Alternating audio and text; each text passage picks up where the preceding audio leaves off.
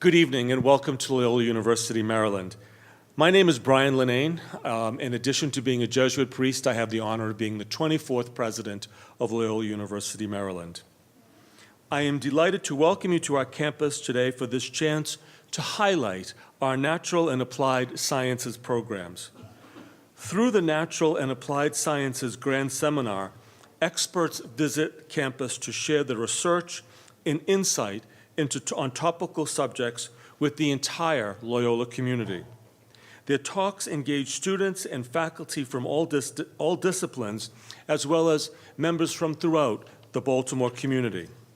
The Grand Seminar is just one of the many programs and initiatives Loyola has launched to affirm and advance our commitment to the role that sciences play in a Jesuit liberal arts education. This year's talk reflects the interdisciplinary nature of our very university, touching on science as well as art and history. There is much to be excited about in the STEM fields and specifically at Loyola today, and I'm delighted that you have joined us for our celebration, particularly celebrating the 30th anniversary of the Harbor Scholarships, Harbor Scholars, who are funded to do scientific research over the summertime and during the school year, working very closely with our science faculty. Tonight, we are honored to welcome Dr. Peter Liu, a Harvard researcher and an expert in quasi-crystals and Islamic architecture. To introduce Dr. Liu, I now welcome Dr. Bahram Rouhani, Associate Dean for the Natural and Applied Sciences. Dr. Rouhani.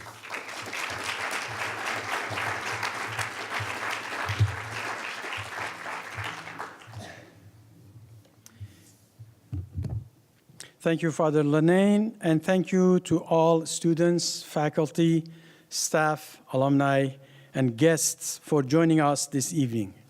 Every year, we work hard to bring to campus a speaker who can both challenge and inspire us.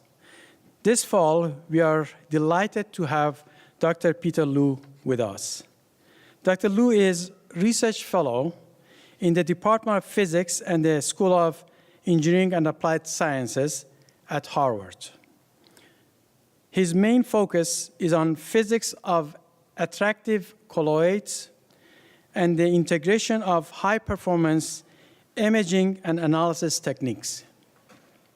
He has conducted a series of experiments aboard the International Space Station, examining phase separation of colloid mixtures in the absence of gravity. Dr. Liu's most widely publicized work involves his discovery of Guéret tiles, a set of fundamental geometrical tiles used to create a wide range of patterns in medieval Islamic architecture, identified as among the top 100 scientific discoveries of 2007 by Discover magazine. He has also published his discoveries of the first precision compound machines from ancient China, included in the Encyclopedia Britannica, the first use of diamond in prehistoric China, featured in a front-page article in China's largest English-language newspaper, the China Daily, and the first quasi-crystalline minerals found in nature. His work has been featured on BBC, NPR, and CBS, and published in magazines and newspapers around the globe, including Science, Nature, New York Times, Newsweek, The Times, Die Zeit, Der Spiegel, Scientific America, The Daily Telegraph, The Washington Post, Boston Globe, New Scientist, Science News, and more. Dr. Liu received his bachelor's degree in physics from Princeton University and his Ph.D. in physics from Harvard. Tonight, we are honored to have him here with us at Loyola University Maryland. Please join me in giving him a warm welcome.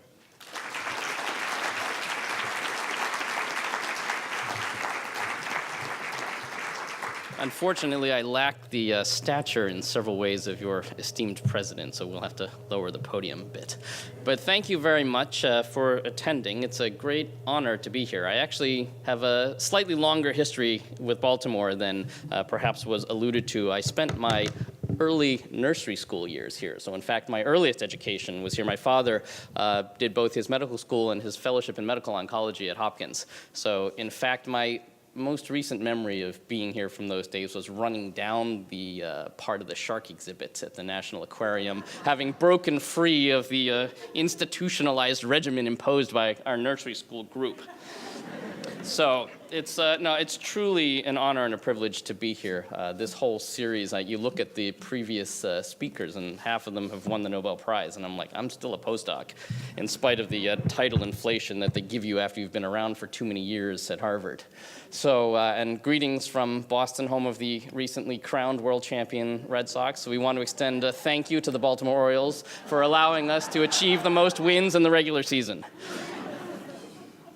So, I would encourage you, and especially the young people, you can turn your phones off. First of all, this video will be on YouTube, I think, eventually, and in particular, a lot of the photos you can see much up close around the perimeter of the room, and they will certainly be available for a little while afterward. I would also say that you can see my webpage. It's peterloo.org, but we're redoing it. All right, the beta new version is peterloo.com at the moment, and this will switch over. But there you can find links to the publications, news articles, the original research paper that I wrote a few years ago, and also a way to contact me. So I'm happy, particularly students, if you have any questions that aren't answered or you just want to talk about anything future in physics and other aspects, feel free to reach out. I don't get too many emails because I'm one of those weirdos without a mobile phone, which made it a little interesting last night getting here because Google Maps sent me a little west of Druid Hill Park. And I was like, I have seen this before in The Wire. All right, well, without further ado, thank you so much for coming. And I'm very excited this evening to tell you about my work, which is sort of sitting at the nexus of mathematics, physics, and the study of the history of art and architecture in the medieval Islamic world. And so I think it's a nice topic following up on your president's remarks on how you can combine these different disciplines and perhaps come to a conclusion that might not have been achieved by sticking with one particular disciplinary path alone.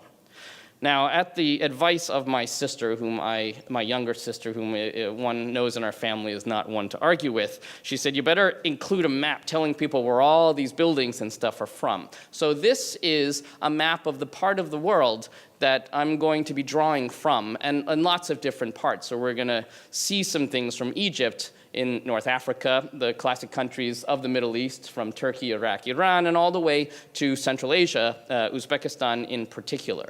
So just take a look at this. This is where we're going to be drawing from. And in particular, when I show the buildings, I'm just going to give an outline without the labels, but at least it gives you a sense of, relatively speaking, where everything is.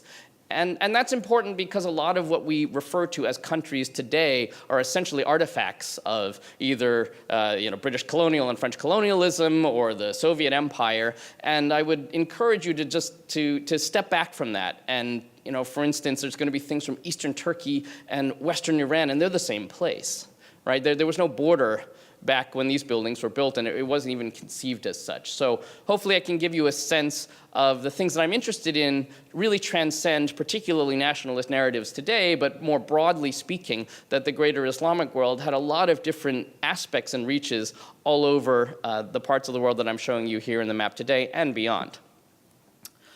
All right, so let's begin with this building. This is a building called the Sultan Han, and Sultan being the ruler, and Han being the word for caravanserai.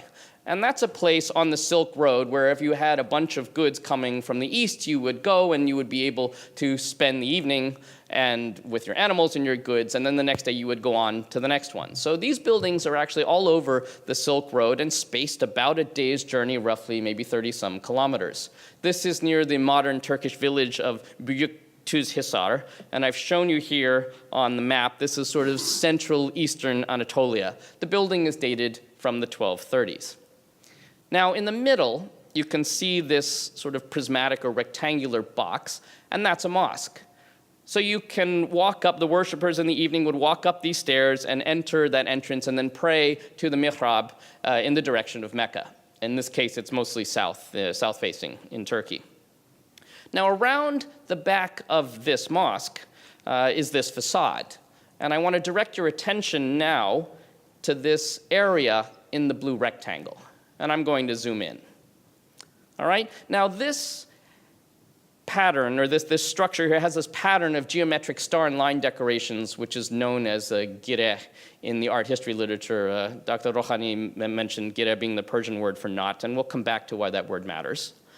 And you can see here in the blue rectangle that this is what we as physicists would call the unit cell. And that is the sort of repeat unit of the pattern. So if we understand how that particular rectangular area of decoration was designed, then we can understand how the entire pattern was designed. So I'm going to be telling you about design ideas in mathematics more so than particular stone carving or the physical fabrication of it, because I'm mostly interested in the ideas that were put into the design of these patterns. Now, if you look in the literature before we started working on this project, and just in general, you would read that the Islamic designers really based things off the Greeks. And the reason that we have a lot of mathematics today is because medieval Islamic scholars preserved, translated, and transmitted these documents. And one way you can remember this is that a lot of the words that we have, algebra, algorithm, they're from Arabic, right?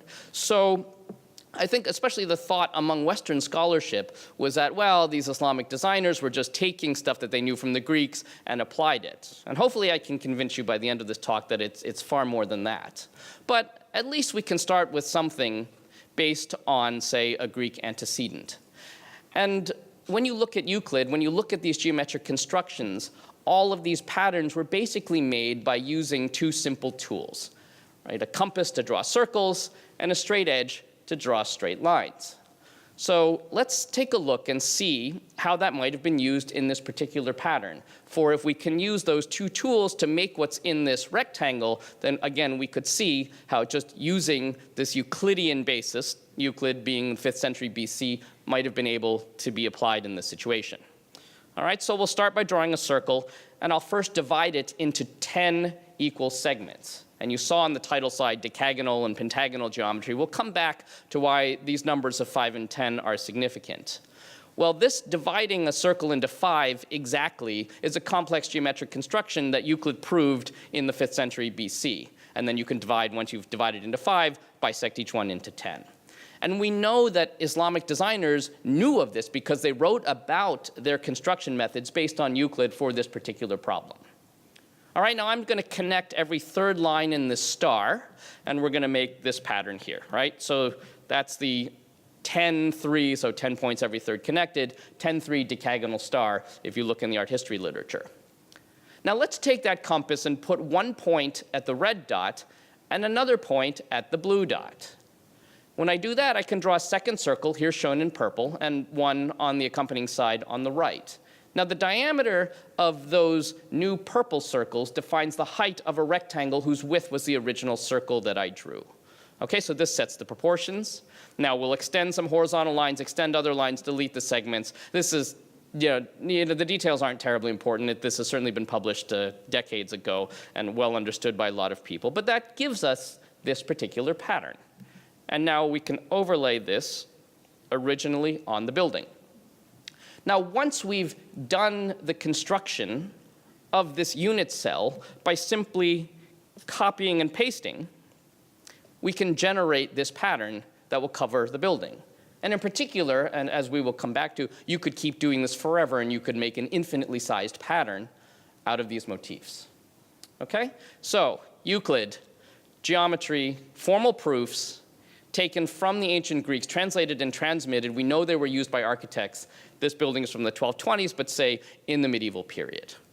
right? And I would say that this is a very nice, beautiful way of showing how some very simple mathematics can make a very nice pattern using what was already known. But let me ask you to play a little bit of a mathematical game with me. Okay, so this is just something I've pulled out of thin air. Maybe I'll justify it, maybe not. But let's eliminate the gray parts in the center of each star.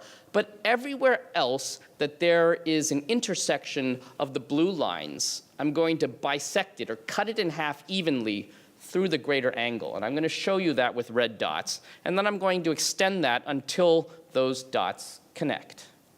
All right, now, when I do this, this leaves 3 different shapes, if you will. There's a blue decagon for 10 sides, a green hexagon, and a pink bow tie. All right, so we can alternatively conceive of this pattern as what we would say mathematically is a decorated tessellation. Right, so these shapes tessellate or cover the plane without any gaps, and the decoration are those blue lines. Right, so first of all, it's another way that you can see that we could express the description of this particular pattern where I'm showing you with the blue line decoration in my tiles are those raised stone carved motifs, in this case on the building. All right, now, why would I do that? Well, first of all, we can now create this pattern by just assembling a jigsaw puzzle. And not only I could do that, you could give it to any 5-year-old with those particular tiles, tell them to make the pattern, and they could stack them in such a way that would generate what you see on the building. Now, why does that matter? Well, I told you that dividing a circle into 5 involved all of these complicated compass and straight edge constructions, and like if I showed you the diagram, it's even too much for me to follow without working it through.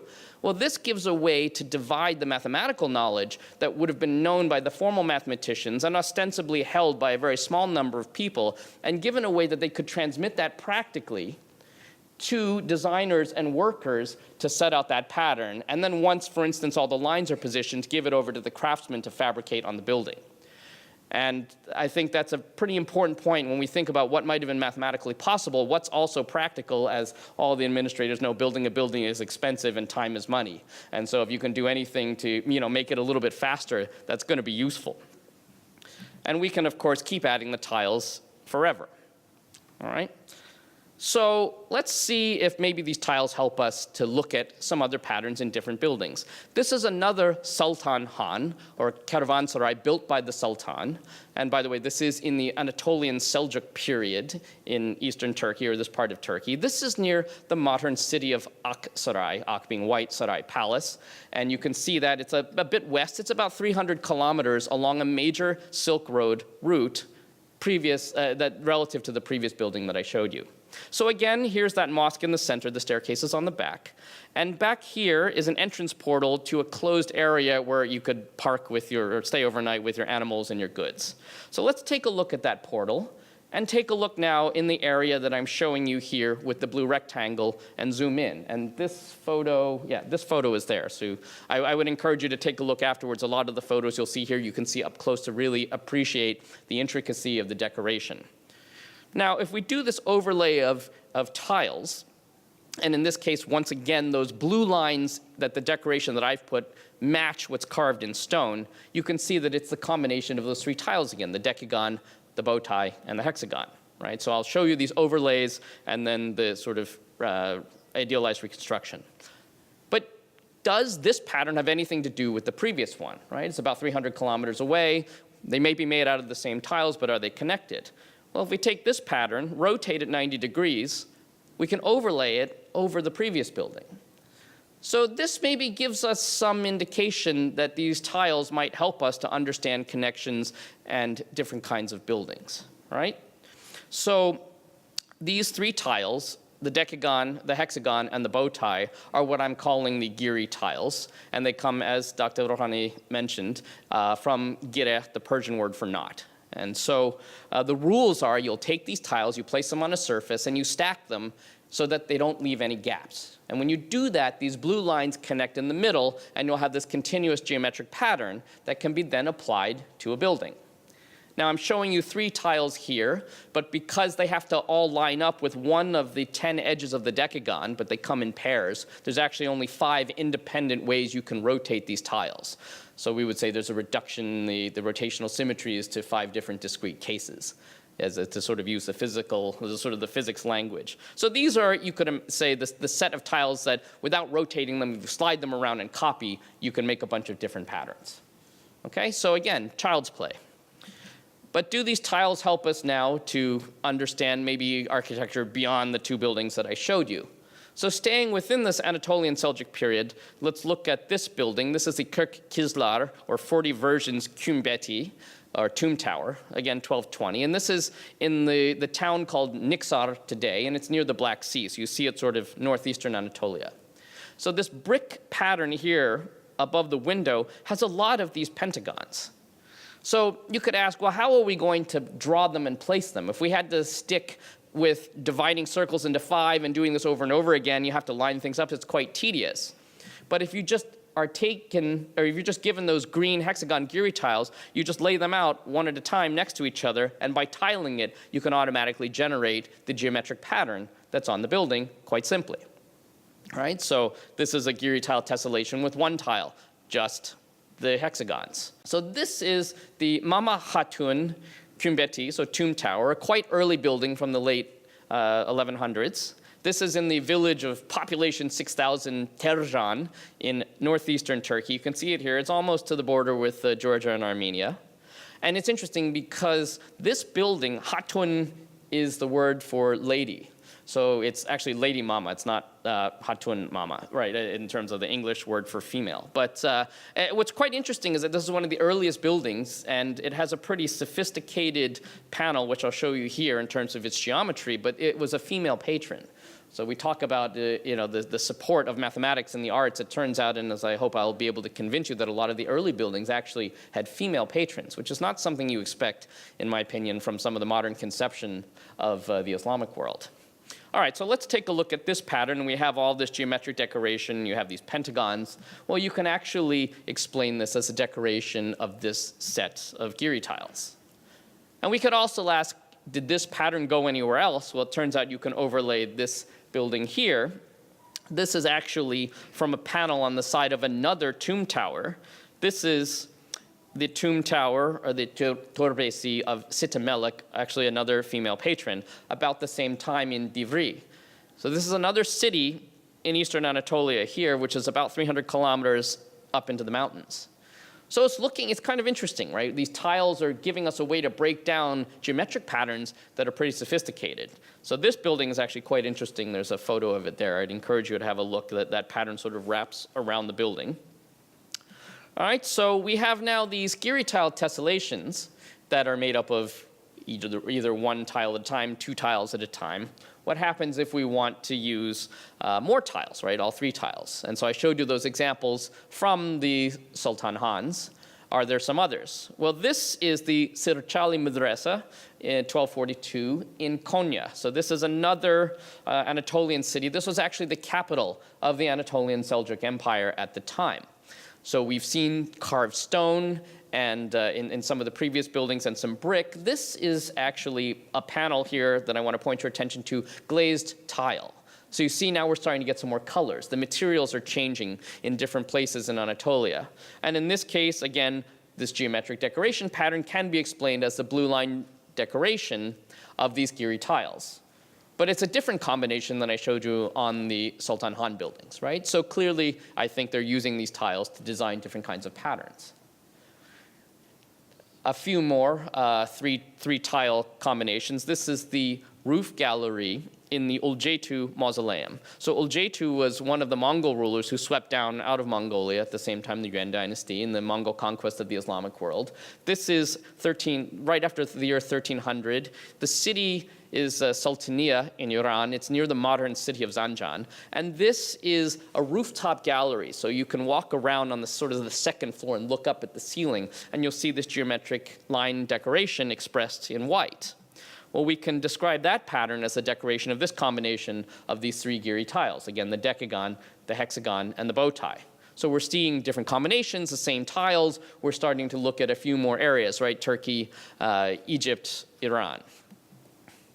So, I've talked about this 5- and 10-fold symmetry, and we've started to look at maybe how buildings are connecting with similar patterns. And maybe we can ask, well, did they actually feature this 10-fold symmetry, as I will refer to again later on?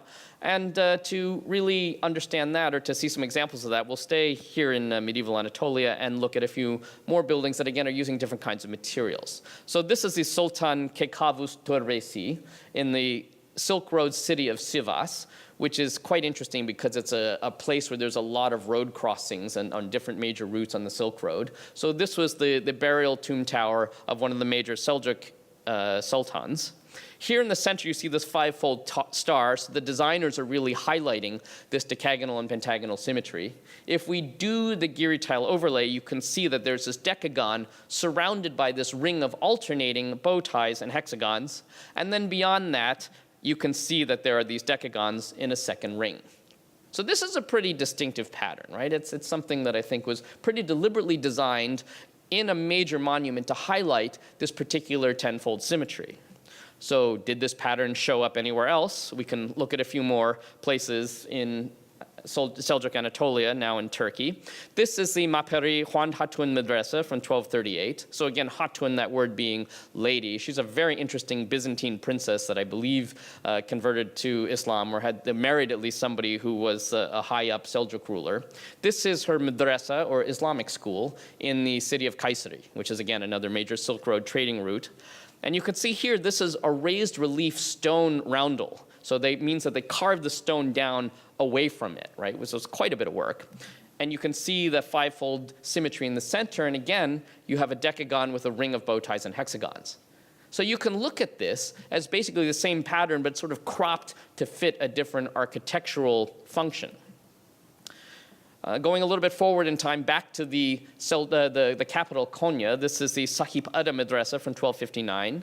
And here you have a very different decorative technique. It's open work glazed tile. So this separates the main part of his sort of Islamic school from the burial chamber where the cenotaphs and beneath which the actual crypt is. And you can see here again a 10-fold motif in the center, and that's a decagon with a ring of bow ties and hexagons featured prominently, and again cropped to fit a slightly different architectural purpose, if you will, right? So it's the same pattern. They're using it in different ways in different materials. And then finally, going forward here, this is back to Sivas. This is actually across, like it's facing the Sultan Kekavus complex that I showed you earlier. This is a little bit later into the Ilkhanid period, 1271. On the portal here in blue, this pattern has been carved into the marble. So it's, again, a different kind of stone carving. And you can see that central 10-fold symmetry. It turns out it's the same pattern. And you can see they actually kind of zoomed out quite a bit, right? So we have this very interesting, distinctive pattern of a decagon surrounded by bow ties and hexagons, and then an outer ring of decagons. And I think it's interesting because that symmetry is highlighted, and it doesn't seem like something you would have simultaneously reinvented. And some more recent things that we have found, this actually shows up in a Ming Dynasty ceramic in China, in some Quran bindings in Egypt. You can actually see the same pattern expressed differently in Jerusalem. So it's, I think, quite interesting that we can start to use these tiles to connect different places and times, because I don't think that this is so simple that it would have been simultaneously reinvented. All right, so maybe we can take this a little bit further and say, well, now that these patterns are starting to get a little bit more complex, can we tie more broadly some of these patterns, and from that perhaps deduce, or at least be correlated with historical movements of people from the time? All right, so now we'll go to Iraq. This is the Al-Mustansariya Madrasa, 1227. It's in the green zone, I think, in Baghdad today. And this is part of the Abbasid Caliphate, right? So we're going to a different part of a ruling medieval Islamic dynasty. Now, this building, you can see the decoration is expressed, again, with here it's in a lighter color. And if we do the Giri tile overlay, you can see this pattern of decagons, hexagons, and bow ties, which is different from all the ones that I've shown you previously. All right, so let's take this pattern. So remember the date, right about 1230. Take this, rotate it 90 degrees, and extend it. And this actually explains the decoration of a different building. And this is the mihrab. So again, the direction that you would pray if you were, several times a day for practicing Muslims. And this is actually in the mausoleum of Sultan Qalawun. So this is 1283 now in Cairo. But we know that there was certainly, in the beginning of the Mamluk period, a lot of traffic between the Abbasids and then later on the Mamluks.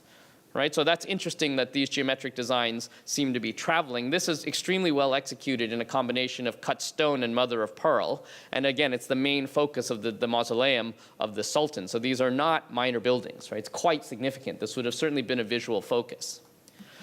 So now that we're in Cairo in the 1280s, by the Mamluk period, we can ask, well, where else might this pattern have shown up?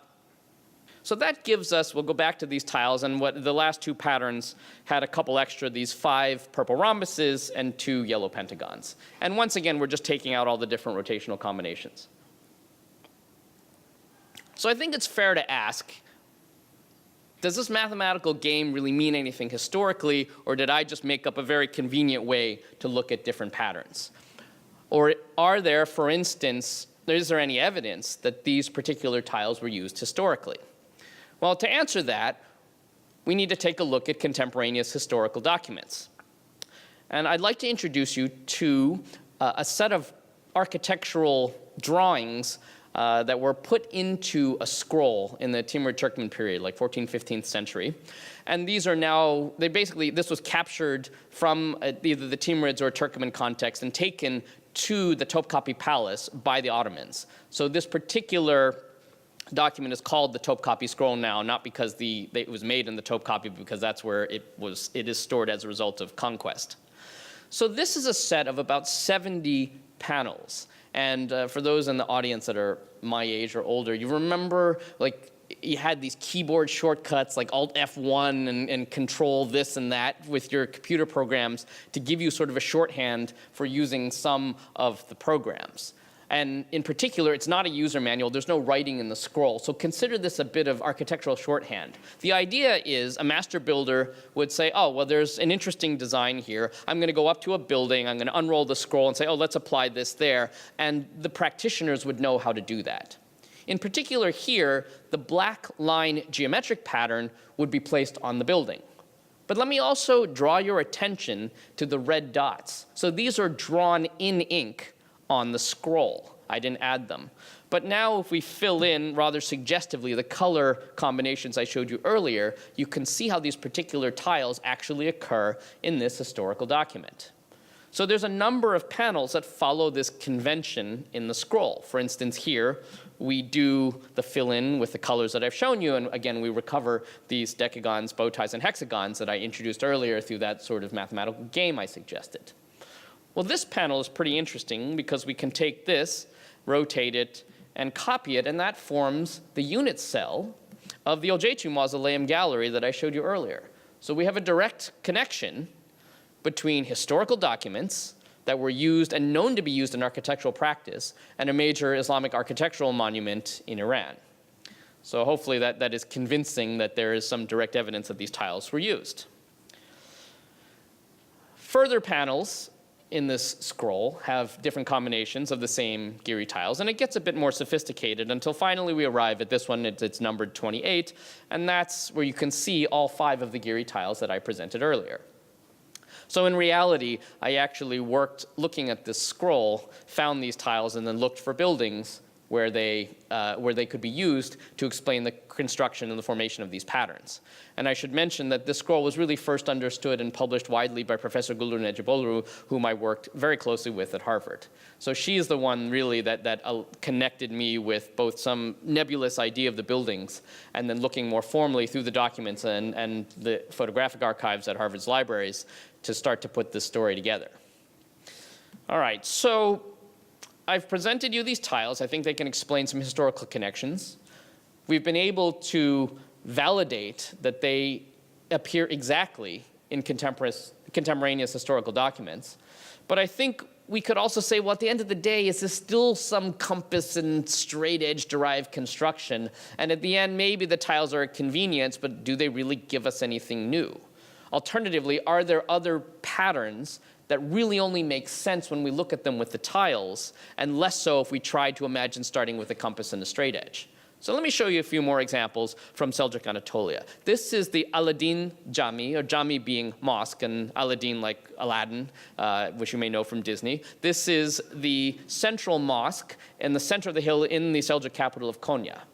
Now, this building has a dome at the top, but then it's got, just like this room, kind of a rectangular outline. And to sort of unify those things architecturally, they use these features here, these triangles called pendentives, or sort of in a weird anachronism, Turkish triangles, because you also see them in Armenian architecture. But they have this geometric pattern on them. Glazed tile, and these black line decorations resolve to this combination of the Giri tiles. So we've got kind of like the Mama Hatun pattern, this set of bow ties apart together, and then it looks like they were maybe stacked in here a little bit. But this is, maybe not so convincing, right? Not too many tiles. We can take a look at triangles on other parts of the building, or not sort of in the same part, but another part of the pattern. And here you've got something a little bit more interesting, right? You've got these bow ties on a line of hexagons, and you have these rhombus combinations coming in. So it's looking like, maybe it wouldn't make too much sense to start with a compass and a straight edge if you wanted to make this pattern. Similarly, let's go east to the Ulu Jami, or Great Mosque, in the city of Malatya. So this is eastern Anatolia. This is about, 200 kilometers north of the Syrian border, so I got there before it was too dicey. But if we look at this pattern, you see this tenfold motif in the center. And as you may start to pick out, it is this decagon with this ring of bow ties and hexagons, as we saw on some of these other buildings. But then look a little bit beyond that. There's no clean ring of decagons, but instead something that looks a bit like a random mess, right? So they had to stick in these tiles, but interestingly, even if you just sort of randomly place the tiles, the system is robust enough that you get a very nice geometric pattern, and you can resolve it, again, as the decoration of just these tiles. And this gets even a little bit more crazy when we go further into some of these Anatolian examples. This is the Gök Madrasa, or sky. Gök is sky, but meaning blue, and Madrasa, again, Islamic school. This is from the town of Tokat, or city of Tokat, and that's getting close to the Black Sea in northeastern Turkey. So interestingly, Gök, the reason they call it sky is because they have blue tiles on the inside. So this, I'm not gonna actually show in another part of the presentation, but that building is back there. So if you see that blue tiling, it's from the inside of this building. All right, so let's take a look at the portal, and this is really weird.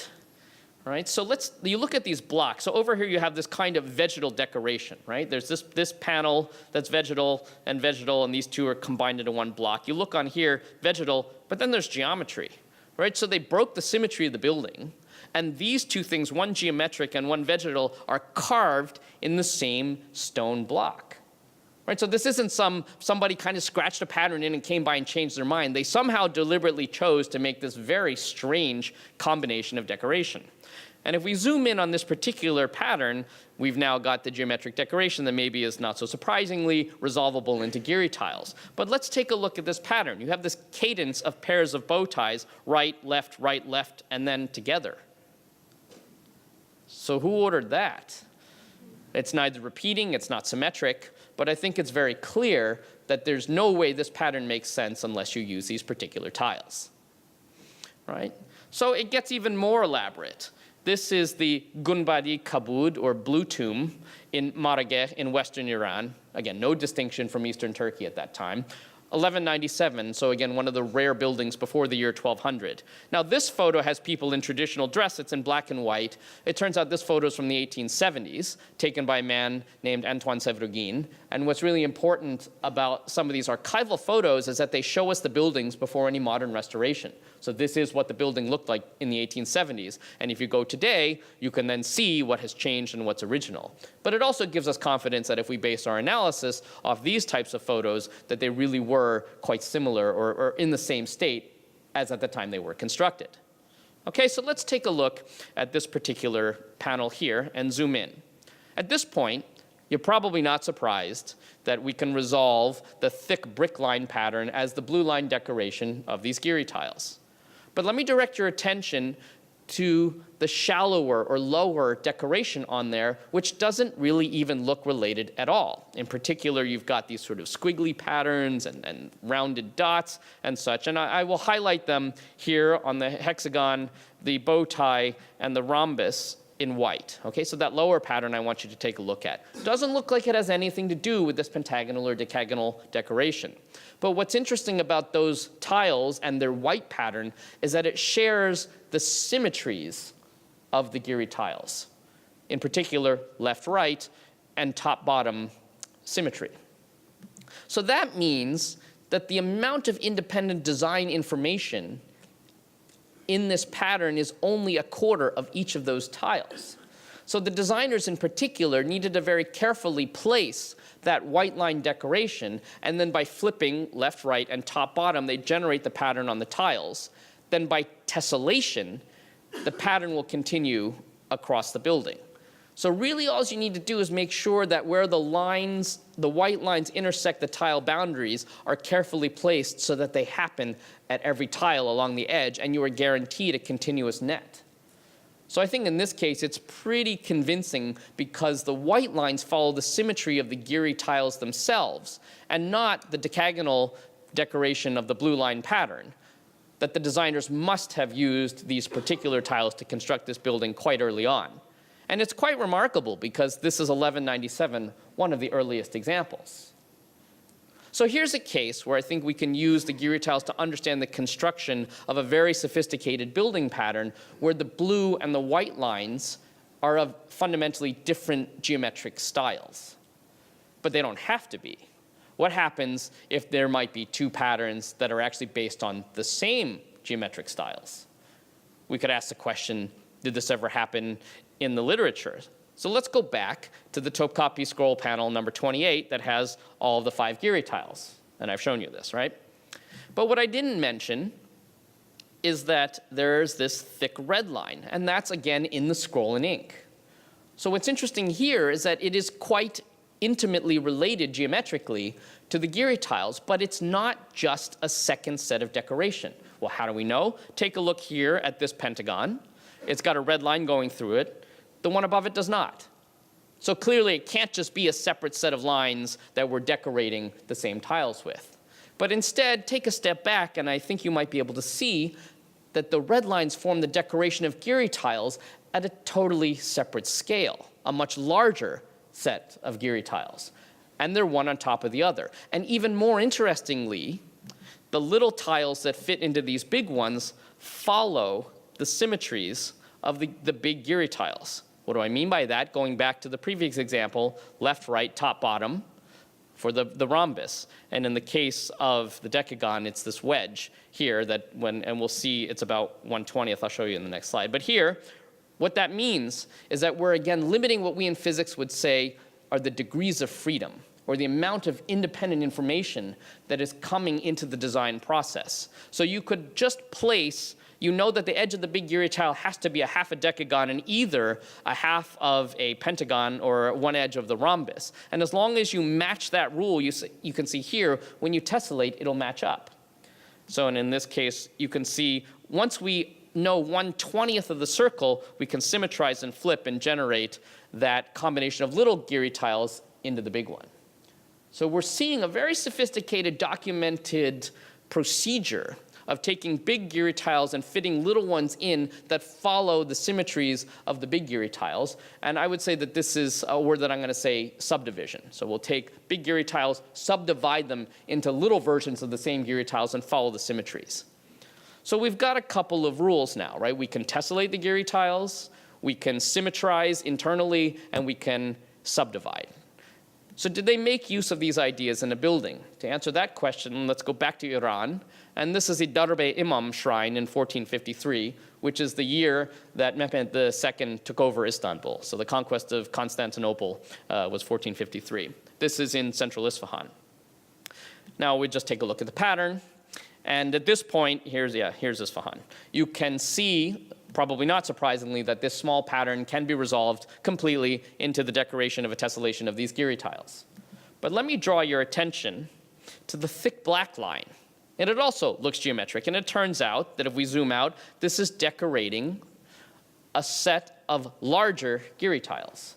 And just as in the Topkapi scroll example, there are a bunch of little Giri tiles that fit into the big ones in a way that respects the big one's symmetry. So this is what I'm calling the subdivision rule. Okay, so on the bow tie, well, first of all, the edge of the big Geary tiles has half a hexagon, half a decagon, and half a hexagon. And then the placement of the tiles internally follows the symmetries. So again, this bow tie Geary tile has left, right, and top, bottom symmetry. And again, we're limiting the degrees of freedom. Once you place the half hexagon, half decagon, half hexagon, and do it on all the edges, there's only really a half dozen tiles that are free to fit in the areas of the inside that still respects the symmetry, or you just kind of run out of options. So again, we're limiting the amount of information independently that's contained in this, so you can symmetrize the tiles. And similarly, on the decagon, we only need this wedge here, right? So it's 1/20th of the circle because you symmetrize it to make the 10th wedge, and then you rotate it around to create that internal Geary tile subdivision rule. So I really want to convince you that if you really know these rules, you have to be very, very clever, but it doesn't require an inordinate amount of sort of random creativity in order to figure out how these patterns might have been designed. Okay, so let me illustrate how this was applied. So we'll take this set of the big Geary tiles. We're now going to substitute that combination of little Geary tiles, and that's what I mean by this subdivision. And then if we look on the building pattern and zoom in, this is actually generated. So what looks like it's really sophisticated and creative and all these interesting things, the creativity is in the ideas of the system, I think, that was used to algorithmically generate these patterns. It's not an accident. It's not random. And I think it's extraordinarily interesting how just these simple ideas, symmetrization, tessellation, subdivision, can be used to make these incredibly rich patterns in the medieval Islamic world. All right?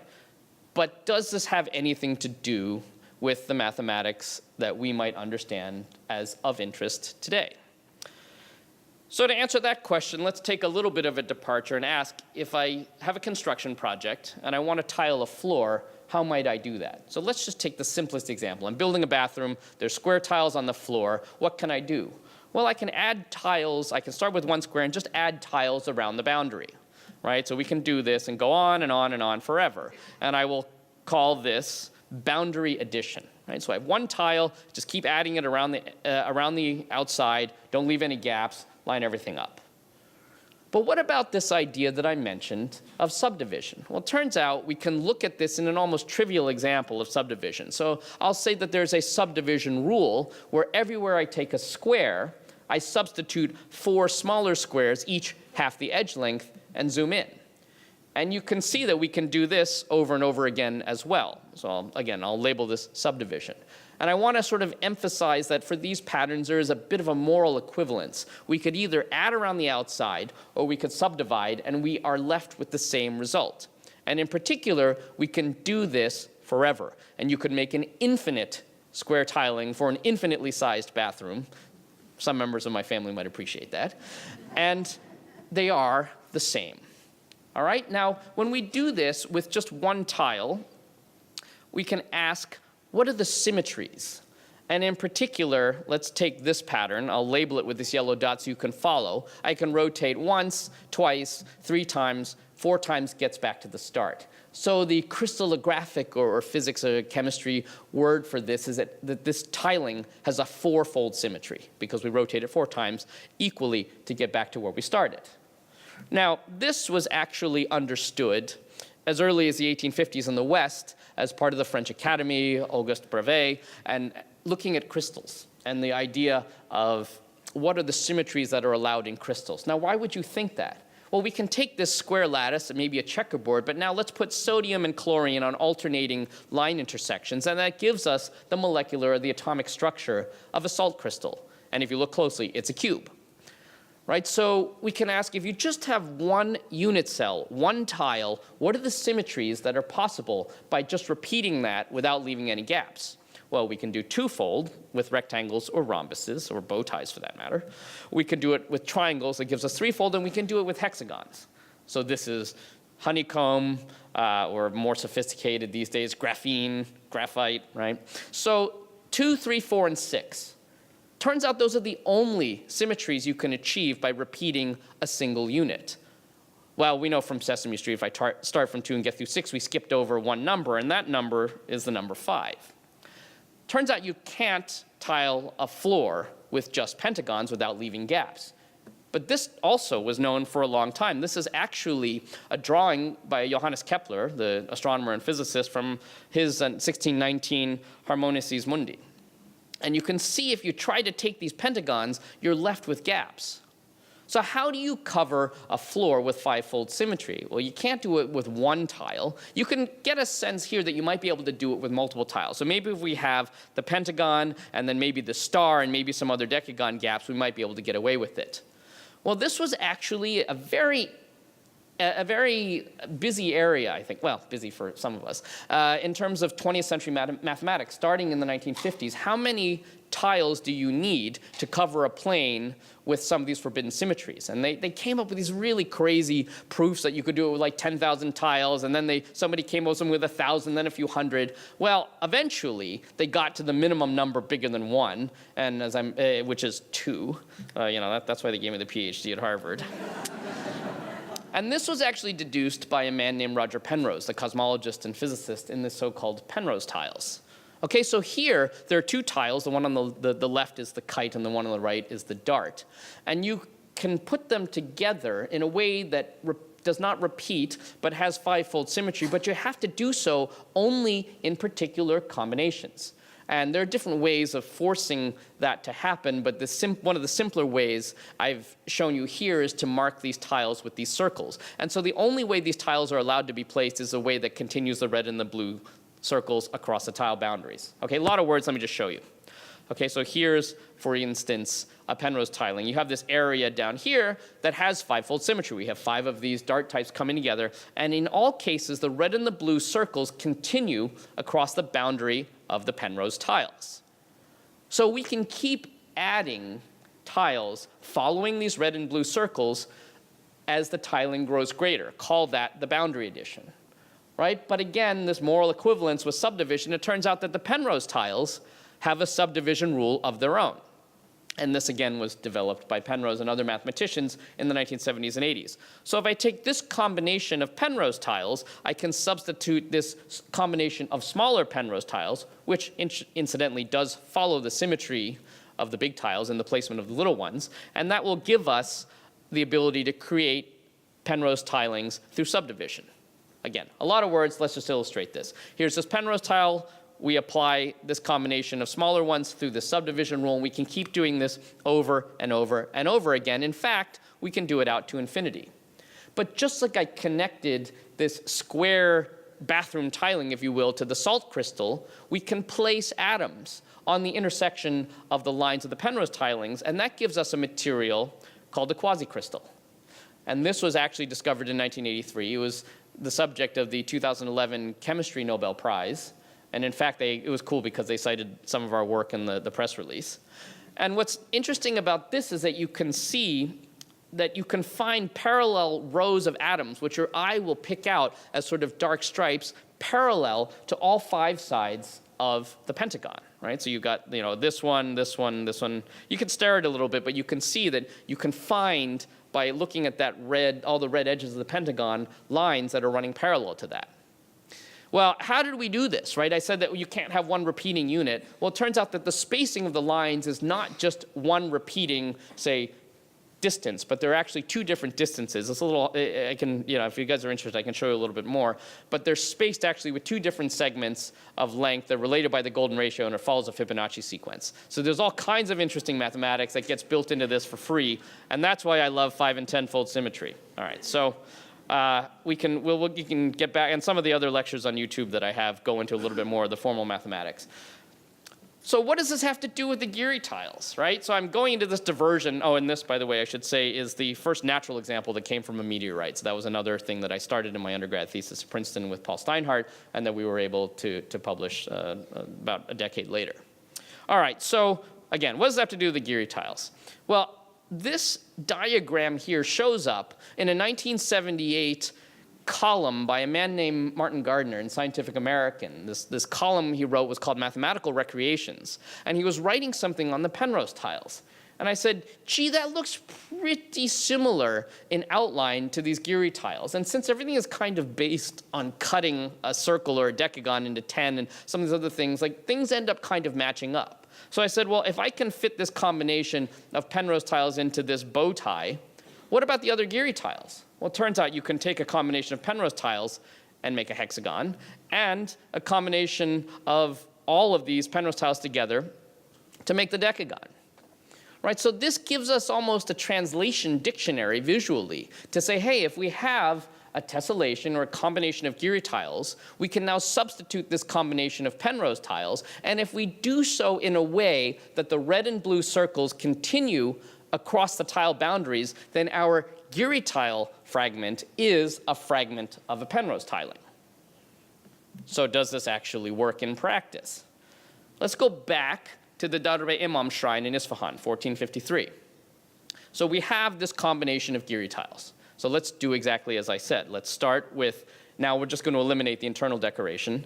This combination for the decagon of these Penrose tiles, let's put the bow ties in. So far looking pretty good, right? We've got these red and blue lines connecting, and then we can place the final 3 decagons. Right, so this is looking pretty good, right? It looks like we have a fragment of a Penrose tiling. But again, 6 tiles. Maybe we just got lucky, right? Well, let's try this now with the tessellation of small Geary tiles on the same building. Do the substitution, and it turns out that this resolves to 3,700 Penrose tiles, and it mostly works, which probably isn't an accident. But it's not quite perfect. And in particular, where I'm showing you the yellow boundaries are places where the red and the blue lines don't connect. And when it comes to these non-periodic, say these Penrose tilings, close enough is no cigar, right? Can't win the baseball game with 1 run shy, right? Not good enough. And this is pretty interesting because if you have a Penrose tiling where the red and the blue lines, a fragment with these tiles where the red and the blue lines don't match, you can actually get any periodic tiling to do that, and it'll just have a finite density of mistakes. So we really need to understand, is this actually related to the Penrose tiling, or is this just something that's going to inevitably keep these errors? So let's take a look, and I'm showing you here that it turns out that these errors can be localized to these regions I'm showing you in purple. So let's take a look a little bit more closely at one of these. Okay, so now I've eliminated the Geary tile decoration, and we're just keeping the Penrose decoration. And you can see here where I'm showing you with the yellow dots are where the red and the blue lines don't connect. Okay? Now, if I take these 2 Geary tiles, I can actually flip locally just 2 tiles, and the mistakes in the red and the blue circles disappear. So this is what in, say, the physics language we would say is a point-like defect, where I can fix the mistake with just a small cluster of tiles. And it's a flip or an exchange of a local rearrangement of Geary tiles that fixes the errors in the Penrose tiles. Right? So this is not really something that I consider too much of a coincidence, but in fact is actually, I think, pretty deeply related. So now when you do this, we can actually go back, take all of these areas that I'm showing you in purple, do a local flip of 2 or 4 Geary tiles. So here's the errors, just to remind you. We go back here, we flip just a couple of the tiles, either 2 or 4 in each of the outlined areas in purple, and all the mistakes go away, and you're left with a perfect now Penrose fragment with 3,700 Penrose tiles. So how might this have happened? Well, you think, getting toward the end of the day, foreman's not really paying attention. Maybe we get a couple of these in the wrong place. Nobody's going to notice for 500 years. But I think this is pretty remarkable, right? So we're looking at this building, and there's an inscription from 1453, although to be fair, exactly which parts of the building have exactly what data are somewhat the subject of other people's academic research. But you can see, right, that they've taken the same ideas. Right, they wanted to make an extremely sophisticated geometric pattern with this 5- and 10-fold forbidden symmetry. And they did it algorithmically, right? Between internal symmetrization, tessellation, and subdivision, they were able to generate this pattern, which reflects mathematics that we in the West did not understand until the 1970s. So I'm giving you the sort of equation-free graphical proof of this, so to speak. There's actually some more formal mathematics you can see I gave a lecture on this at Harvard right after the paper came out, and that's on YouTube. And we actually have some more formal mathematics for those of you in physics and math that want to see some linear algebra. But this pretty much captures the essence of it. And I think it's really remarkable because at the end of the day, what did we do? Just by careful inspection, right? Look at the building, understand the tilings. We didn't require any sort of fancy equipment, just a lot of staring and thinking. And I think you can really connect connect that these ideas that we didn't understand in the West until the 1970s were reflected, at least practically, in the construction of buildings half a millennium ago. So with that, let me thank you for your attention, acknowledge one of my colleagues at Harvard, funding for travel from a number of places in the Middle East, Central Asia, and again, direct you to my webpage if you want to read the paper. The YouTube channel is also on the website, and feel free to reach out at any time. So with that, let me thank you for your attention and open up for questions.